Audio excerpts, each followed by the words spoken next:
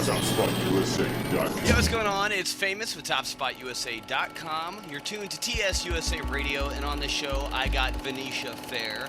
What's going on, dudes? How are you? I'm okay. I'm getting a suntan as we speak. We're in the basement trying to keep warm up here in Reading, Mass. Cold stuff. So, what are you guys doing in the basement? We're running the studio right now out of my home, helping out some friends' bands, and then we're also using it as like a headquarters for writing new Venetia Fair stuff. Dope. That should be out like sometime in the summer, I think. That's our plan.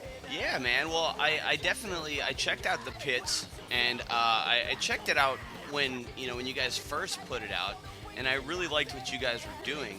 What has gone on in this last year? You guys put it on, you jumped on to Warped, and how'd that go? I think it was mostly just exhausting and just being like beat up by the sun and having to talk to people for like 12 to 15 hours a day is just like insane. Yeah. That like when you're doing it for days on end, it's like you just start to go numb to everything. You're like, I don't know what's happening anymore. Right. You wake up in the same parking lot every day, because you just drive overnight. You wake up and have to work for 14 hours. We don't got our luxury bus where we can go and sip champagne. We sneak back to the band sometimes, and maybe we'll have if we're lucky, there'll be an extra Twizzler or something, In between the seat cushion. Hey, don't get me wrong, I do enjoy a nice hot Twizzler, but for 2 weeks straight, 3 weeks straight, just a little exhausting. Twizzlers don't get you very far. Right. Wow. I mean, what was the feeling before Warped? You booked it, you're headed out, you're like, oh my goodness, we're releasing this album, we're doing this. Was it an exciting feeling before, or did you guys really know what you're in for? We knew what we were in for, but we were very excited about it. Like, we know that, it wasn't all bad. We made a lot of friends, and overall, I'd say we had a good time. It was just in retrospect, looking back, you're like, wow, that was actually pretty awesome. But day by day, you're there, and it's just like, oh, God, it's so hot, and I just want to die, kind of thing, But, we were definitely excited because we knew it's a great opportunity for the band, and we knew of all, the contacts that we could get, and just made a lot of friends and stuff, too, Backtrack a little bit. For the people that have never heard Venetia Fair, what's the sound? How would you guys describe yourself? Hot. Yeah. Wild. We like to keep it interesting, but also catchy, which is, kind of a hard thing to do. Right. But, we try our best. We try to be the only band that when they say they have a unique sound, it's actually a unique sound. Right. Instead of every band just saying they have a unique sound, it just sounds like a bunch of other bands.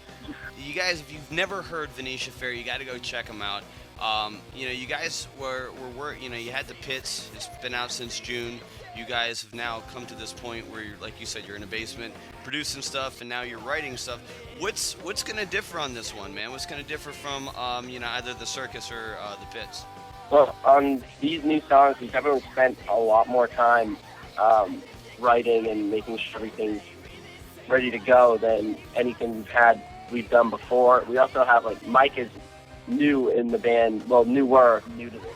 Yeah. So he's a great musician, and we have another person that's able to take on a lot of the writing process in that way too. So I think we just have a lot more. It also just comes with experience. So I think just a lot more time and patience and everything. Yeah. We after the last tour, we were all pretty beat up. And then once Christmas and New Year's had passed, we sat down and structured how we're gonna do everything and when we're gonna get together, and we have a dry erase board now. Yeah, which is a big step for us. We're pretty nerdy. Every band always has a dry erase board, unless you're not doing it right. It's official. You could say what you're tracking, what you're not tracking. Sometimes you could put up there what you want for lunch. I mean, it's multi-purpose. Yeah, on it. Mm-hmm. Dope. That's the great thing about the dry erase board is that you can just erase it when you're done. You could also dry it. And you don't need water. It's amazing. Right. That's great. But you can use water if you want. You could. There's infinite things you can do with a dry erase board. Man, I think you guys should do a whole YouTube series on dry erase boards. I think it would work. I can maybe do that. I mean, okay, so a lot of the video that I'm showing, the people are seeing right now during this interview, is a lot older. A lot older, the ringleader. How has it changed? I mean, that's what people, that's one of their first impressions that they get of you. Has the band changed any since then? What's new since then? Mike is new since then. Mike was not in the video. Sam, the bass player, is now in space. Okay. Further around in space, and Mike took his spot. So that's definitely new. There's a newer video that we have called A Man Like Me, which is a little more recent. But nothing's really changed as far as like the stage performance or anything like that. Like that video does a pretty good job of depicting our like personas live and everything, I would say. So, I mean, if you look at the video and you like it, that's probably, you're going to get a lot of that if you come see us live and everything. So, I don't know. I think it's dope. I think it's so cool. I mean, it just looks like, do you guys ever get like any kind of like misconceptions of people that's, see that and maybe might have different expectations of you guys as artists? Do you ever get any kind of like weird fans that, I don't know. Maybe we blow them out of the water sometimes. Who knows? Who knows? I don't listen to our fans because I don't respect them. That is the awesomest thing I've ever heard. That was a joke. That was a joke. I know. I was nice to them. No, they do They a get lot. like Taco Bell and like take us out to dinner and stuff sometimes. It all depends on the people in the place and whatever and how well we play. That's pretty badass. And you guys, you're getting ready to make another run at it with this upcoming tour. Tell us a little bit about that. That Joe and I booked, and we're just going all the way down to Texas, South by Southwest, and we're just gonna try. We printed up a bunch of new flyers to hand out to people, and just kind of like do the same thing we've been doing. And that's it. It's gonna be like a month long. So then we're looking forward to like doing that, and then getting home and like finishing the new record. Yeah. Do you have any names that you guys are throwing around, or anything you could talk about? Yeah. Right now, all the song names are really stupid because we don't have them yet. So we can give you a track listing.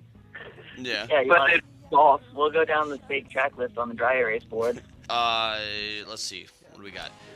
Where can people catch you online? Everything is just .com/the Venetia Fair. We use all of them. We do use all of them, yeah. Do you? I think we were talking about like maybe trying to get like a little video together, like pre-tour video, to just update everyone on what we're gonna do. So that'll be on YouTube or whatever. And we might even like get together like a raffle kind of thing. Mm-hmm. And if people want to like post something on Facebook or they can get a ticket to a show or some kind of prize, whatever.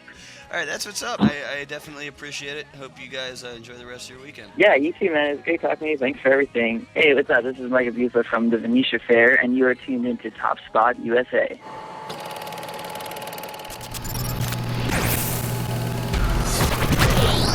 TSUSA Radio. TopspotUSA.com.